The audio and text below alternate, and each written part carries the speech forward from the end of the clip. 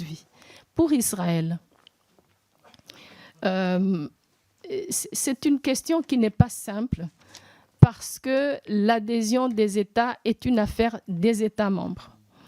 Et donc, si vous voulez, l'action qui mène à l'adhésion est une action où nous, l'Organisation internationale de la francophonie, nous jouons un rôle de transmission de la demande, de transmission des documents, et nous n'intervenons que lors des sommets où ces décisions sont prises d'adhésion pour faciliter ces discussions sur l'adhésion des États.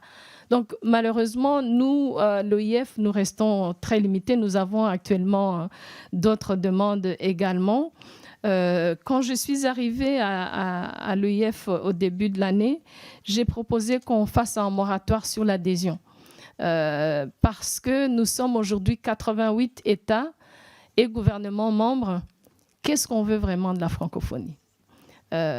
L'expansion est un signe d'attractivité de notre organisation, mais parfois, il y a des catégories de membres, à mon avis, qui ne vont pas jusqu'au bout de leur potentiel, qui sont membres, beaucoup d'activités, beaucoup de soutien, beaucoup de tractations, mais à la fin, une fois qu'ils sont membres, il n'y a pas grand-chose qui se passe. Mais effectivement, l'appartenance d'un État tel qu'Israël à une organisation telle que la nôtre serait une très bonne chose.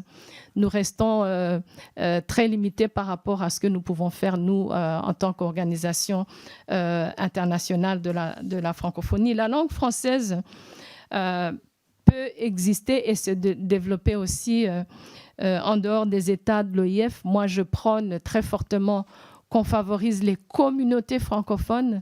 Je viens des États-Unis d'Amérique où, entre New York, Philadelphie et Washington, il y a toute une communauté francophone.